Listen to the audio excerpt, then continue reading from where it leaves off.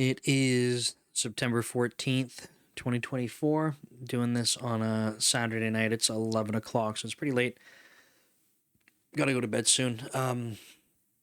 Yeah, I'm back up on call, so I'll be back 2 on call about 6 a.m. So that's why I gotta go to bed soon. So I'm gonna film this. I'm gonna film a little bit more course material and then head to bed. Then I'll be back up for the whole day tomorrow. But then I go primary on Monday for, I guess, 4 days. Yeah, so till Thursday.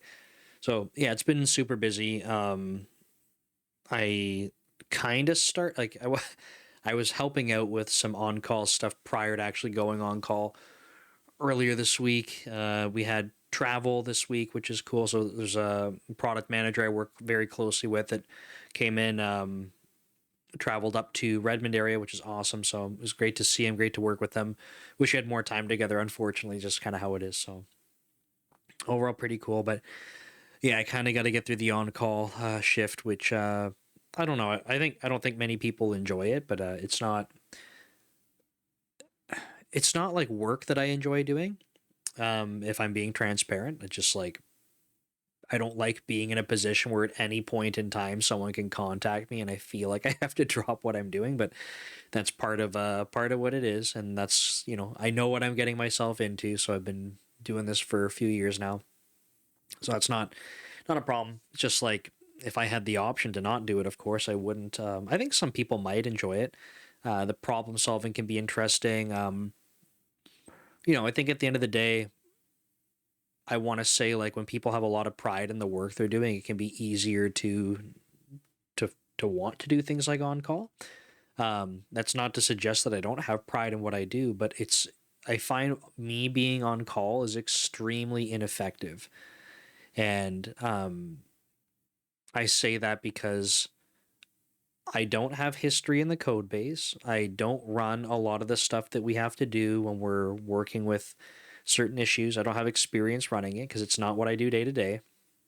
So it just feels ineffective. So that part is really kind of what gets to me. So it's like I'll have people that reach out for help, and I'm like I don't know the answers. So I feel like I'm kind of just middlemaning some things. And I felt like this when I was on my previous team. Over time, certainly I knew more things, but uh, I don't like being in a position where it's like, hey, like, thanks for contacting me. I'm just going to redirect you. But a lot of on call is like that.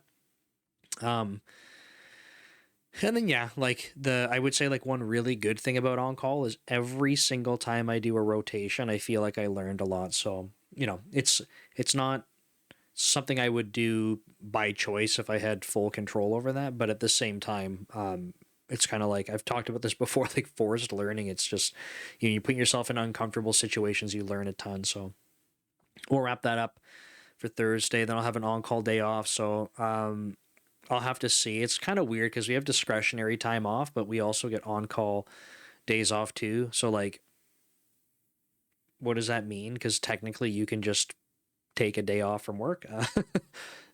So, but we need to take days off work for on call. So it's just kind of weird. But I'll probably take next Friday off. We'll see.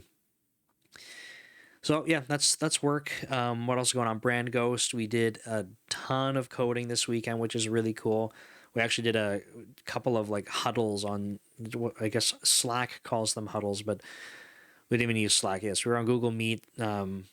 We stayed up pretty late last night coding, so this morning was a little bit rough to get started for my on-call shift just because it's at 6 a.m. Had to write my newsletter last night on top of it, so it was just like, it was up.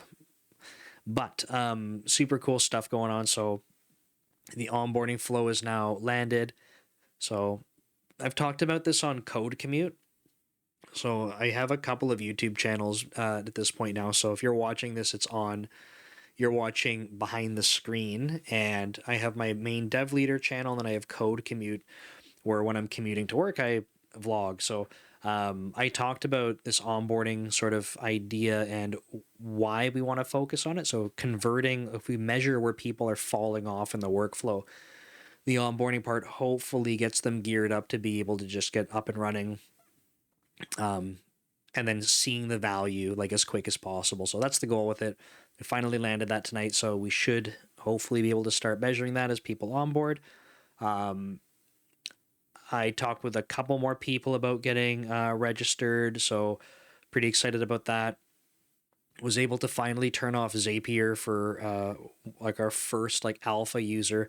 It's basically the person I was trying to externally prove this concept with from the beginning. He does real estate and has a roofing company as well, so he's getting his 2 businesses onboarded. But like he makes content and like he understands like the value, so it's pretty cool that he's been along for the ride. But yeah, got him off from Zapier, which is great. It's a bit of a win for us. What else? Oh, big kind of overhaul. Well, I'll come back to that in a sec. Canva is, we're doing some integrations where we're trying to make sure that we can, sync up with your content, pull it in. So the onboarding thing I mentioned looks at your social media, but we did like CSV importing, which is super cool. Because I was doing that behind the scenes, like I had the back end written for it. And now we'll be able to let users export their content from whatever and load up a CSV for it. I don't think it landed. I had to drop from the call, but we had a Canva importing, so if that's not landed right now, that'll be up very soon, which is super cool. So if you're making designs, like whether they're PDFs or images, get them out of Canva, good to go. And then that kind of brings me to the next point, which is like blob storage. So again, I talked about this pretty heavily on Code Commute, but right now the way that we handle stuff is that you need to provide us like a public URL to where your media is. If you're just doing text posts, no big deal, but for your media, we need a public URL. So that's kind of like a bit of a hack and kind of just like leftover from how I had things working before we started like building BrandGhost for real. And I'm going to have to do some migrations and stuff to make that all work. But point is, we're going to be using blob storage now so that we can host people's content, which it'll make it a much more natural experience for people onboarding, because it's kind of weird if you're like, okay, I have this picture, this video, and you're telling me I have to go host it somewhere. Like, how do I do that? Like, everywhere else I can just upload. Why is it weird here? So we'll address that. It's just like, it's a little bit complicated in the back end. And that's because everything is already using URLs. So I need to make sure that I can change things to be able to like ingest that stuff, put it into blob storage, pull it down when I need to. So I think we came up with a pattern for most things. I'm saying most things because I'm not positive, but it should be okay.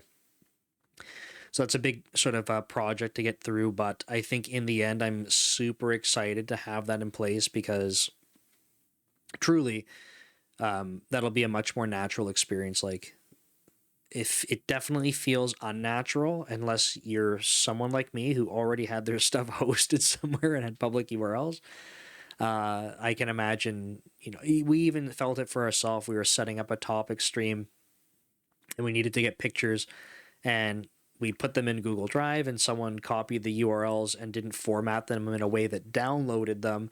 They basically brought you to a rendered page in Google Drive to like preview them. So it doesn't work as easily as one might expect, but that'll be, like I said, a big project.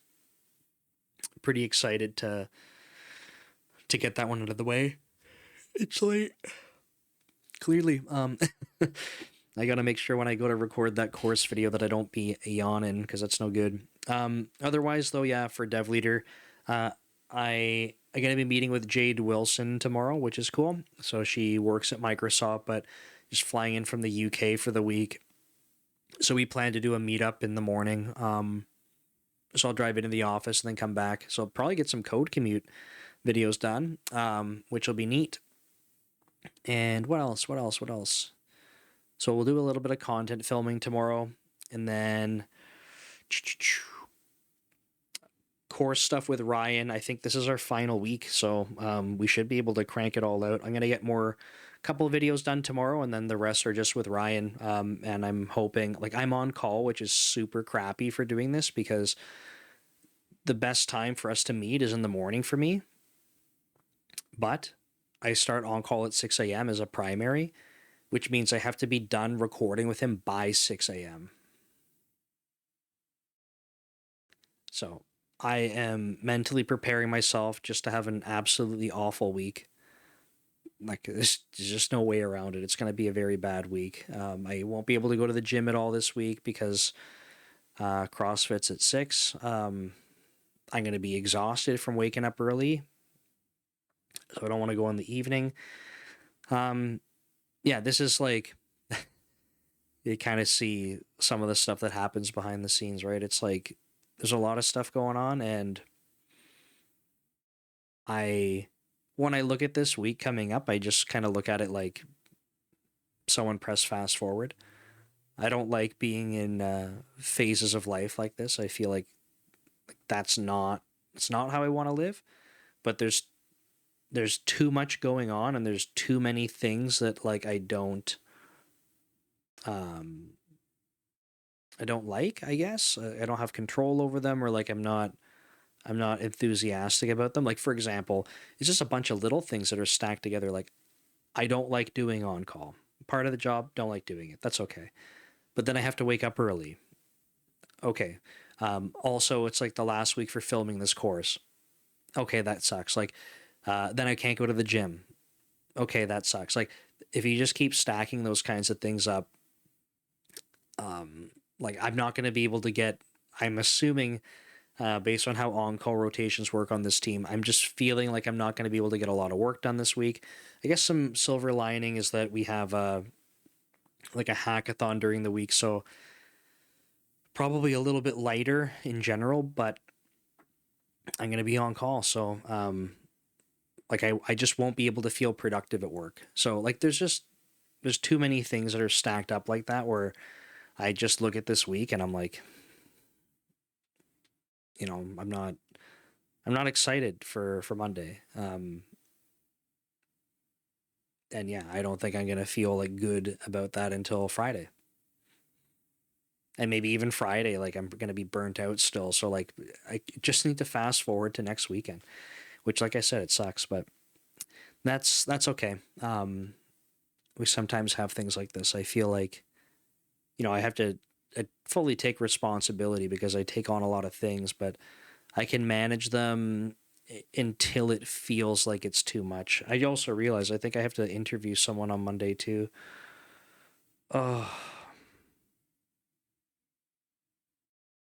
and I'm primary on call, so it's just like I needed to swap. Well, someone asked me to swap on call shifts, and I have a vacation. It like worked perfectly time wise, but like this week is not a good time for me to be swapping for an on call. So I kind of did it to myself. It's like the straw that broke the camel's back. So hopefully my back lasts till the end of the week. But that's the way it is. So that's this week's update. Kind of blah, whatever.